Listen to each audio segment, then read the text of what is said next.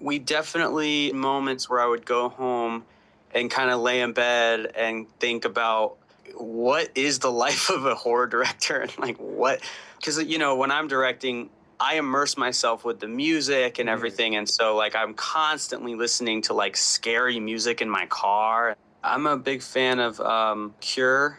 I watched The Ring. I watched the original. I've watched multiple films that I've like kind of took inspiration from Asian countries for sure. You could easily get a couple more scares in this movie by just adding some loud noises, but I wanted to refrain from doing anything that felt dishonest in the entire film, and so that includes sound design. And so a lot of the jump scares or loud noises are from the world. If a door slams or if there's glass breaking, it's very loud, and so that makes a loud noise, and that will obviously get a jump out of the audience. And so I'm always kind of chasing the jump scares that are organic and real in the movie. Obviously, if the character heard that noise, maybe they would even jump. It makes it easier when you're still giving yourself the permission to do the jump scare. You're just picking those moments more vigilantly. I really don't think that people loved this movie because it was low budget. People liked this film, I think, because there was a story that had a good beginning, middle, and end, and there was characters that we cared about, and I think the film gives us enough time to breathe, understand it, and have these beats of emotion. I don't think it matters if your film was $100 million or $1 million.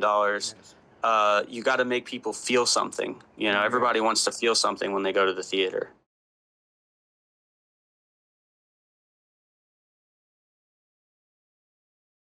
Very happy to see you. Very happy to see you. Yeah, Thank you. Thank you very much for your time, and please don't mind. I'd like to tell you, I'm not only terrified by the movie, but also feel very upset. Be honest, at least 5 to 6 times, I really want to leave the cinema. May I ask, during the filming, did you ever have 1 second that you felt also so cruel and couldn't continue shooting? I don't know if it ever got to that point, but we definitely moments where I would go home and kind of lay in bed and think about like what is the life of a horror director and like what, because when I'm directing, I immerse myself with the music and everything, and so like I'm constantly listening to like scary music in my car. I'm a very like uplifting guy, I think, and I'm typically pretty happy-go-lucky, but and I try to keep that on set. I try to keep it really light on set. We're all laughing and having a good time on set. There's no, everyone has to take it serious because it's a horror film. But for me, when I'm in my car, I'm listening to like some pretty weird and scary music, so. Can you explain why the emergency department of the clinic or hospital rejected to take care of Nikki after he broke her face? There was a lot of arguments when I was writing the script about that scene specifically because we didn't know. I did a lot of research, and there's actually this thing called refusal of I can't remember exactly what, it's been a while, but basically if a patient refuses to go in, if it's a psychological thing, or if it's a physical injury that they refuse to be seen, they have the right to say no. Nikki is saying, no, I don't want to be seen. It is kind of a little movie magic, and I just didn't want to have a scene that took place in the hospital and then she has to be, so I just kind of wanted to move the story along. Know that you love the American horror movie when you are a child, but how about the horror movie from the other Asian countries like Hong Kong, Thailand, Japan, especially those vintage ones? Yeah, I'm a big fan of Cure. I watched The Ring. I watched the original. I've watched multiple films that I've like kind of took inspiration from Asian countries for sure. I hate to like not have specific examples for you, but credit where credit's due. The bad guy in the classic American horror movie usually have the pitiful childhood, bullied by the classmate or abused by the parents. But in the movie Obsession, seems that everyone is very harmless, is very calm. So do you think just because the bear make a very silly wish, do you think this a bit cool to treat them all like this in the movie? We've seen a lot of film, there's a checkered past or someone has to confront the demons of their past.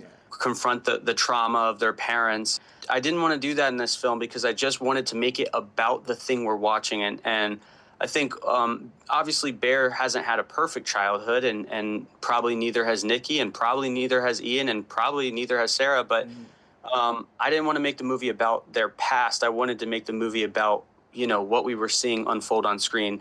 To me, just kind of making these four characters relatable to everybody in a way, and then having something extraordinary happen to them was way more interesting to me. Okay, what if Bear make a wish less aggressively? Would it be a different story? Yeah, possibly. I mean, if he would have worded his wish correctly, I think maybe it would have been a different story. But at the same time, he didn't even know that the wish was going to work. It's not like I've seen so many videos where people are like doing skits and parodies of the wish and how they would have worded it differently. But it's not like Bear was, practicing or rehearsing the way he was going to say this wish, because it was just this little toy that he got at a crystal shop. He didn't know it was going to work. And one chance only. Many comments say you create a new vision of the horror movie. In your mind, what actually counts as new? Yeah, I think new in the aspect of, obviously it's a concept that we've seen before, but I think it's new in the way that we treat the characters, and I think it's fresh in the way that we treat the audience. And there's a lot of questions. I like to make people ask themselves, what would they do in that situation? I think there's a lot of conversations that are coming out of this film. I think the characters even react in different ways than we've seen before. I like to keep their reactions genuine, and I constantly am asking myself as a writer, what a real person do in the circumstances? And there's never a perfect answer for what one person would or wouldn't do, but you can try to get as close as you can to what people would actually do. Thank you very much for your movie giving us a new page. Do you think you have also used some old school technique from the past to shoot this horror movie? Absolutely. I mean, I would say more old school than new school. We really super practical. We really didn't have access to any CGI or anything like that. So most of it was from necessity of just having to do it super bare bones. And I think it kind of forces us into a creative corner that I quite like being in. And I actually would love to continue to try and do things as practical and as old school as possible for as long as we can. The film seems rely heavily on the tension build-up and the dialogue, even the music, rather than the jump scare. How did you resist the temptation of using that quick tools? You could easily get a couple more scares in this movie by just adding some loud noises, but I wanted to refrain from doing anything that felt dishonest in the entire film, and so that includes sound design. And so a lot of the jump scares or loud noises are from the world. If a door slams or if there's glass breaking, it's very loud. And so that makes a loud noise, and that will obviously get a jump out of the audience. And so I'm always kind of chasing the jump scares that are organic and real in the movie. Obviously, if the character heard that noise, maybe they would even jump. It makes it easier when you're still giving yourself the permission to do the jump scare. You're just picking those moments more vigilantly. You're shooting film with a low budget.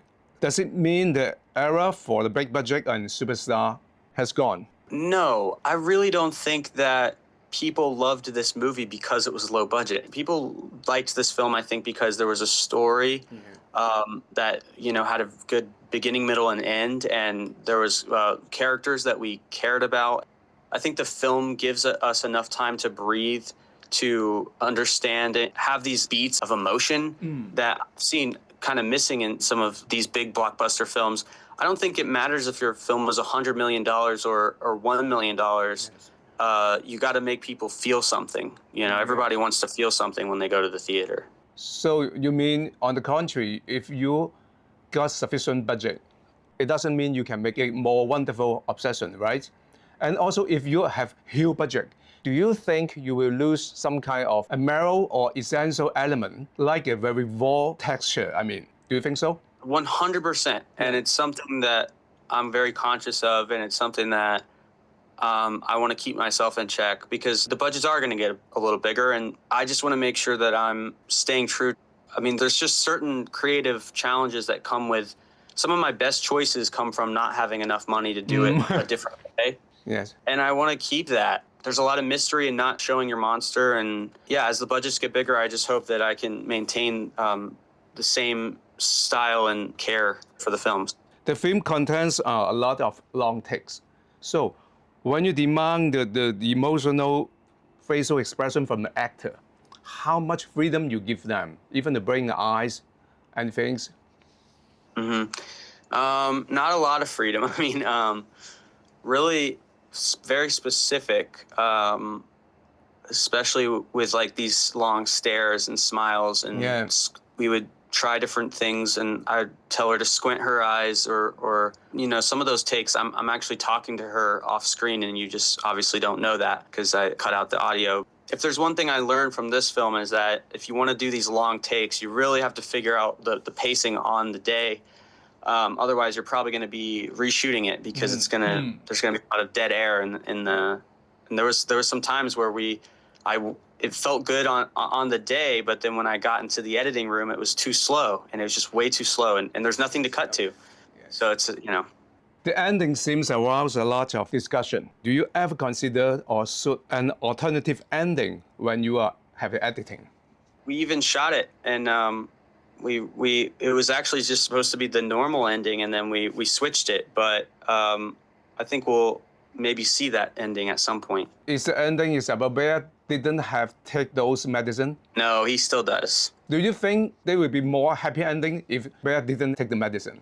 It depends what you consider happy, but I do think that if there's two forces that both love each other more than anything in the world, it would be an interesting ending if they just both were in love for the rest of their lives. And yes, they're looking at TV together, very happy, yeah. Just the two forces of love that never part ways, and everybody would just look at them like they're crazy. More horrible than, be happy for them, you know? And before Bear taking the medicine, he have a look about the tiger eyes rock. What's the meaning behind? Yeah, I mean, the tiger's eye is a present that Nikki obviously gives him at the restaurant, and I'm pretty sure the tiger's eye gives you courage, because I think she says now you can be a food critic, when she gives him the tiger's eye. So with the courage of having the tiger's eye, maybe he finally has the courage to do the thing that he's supposed to do. If someone walked up to you with the one-wish willow right now, and the price was the box office of your next film, do you break it? It's so funny. People always try to say that the one wish willow is like this cursed object, but I think the wish is cursed. Like what he wished for was pretty cursed, to like take someone's autonomy. So I don't know. Maybe I should. The answer should be no. That I wouldn't. So can you tell us one romantic movie that really touched you without any horror element? That's a great question. I like A Marriage Story. Not very happy, that movie. Also, it's scary one, actually. Yeah. When they have fight. But just so raw and like true. And Thank you very much for your time, and thank you for the lesson. Even now, if I have one wish willow in front of Jennifer Lawrence and also the any girl from Blackpink, I won't break it. Thank you very much. Thank you.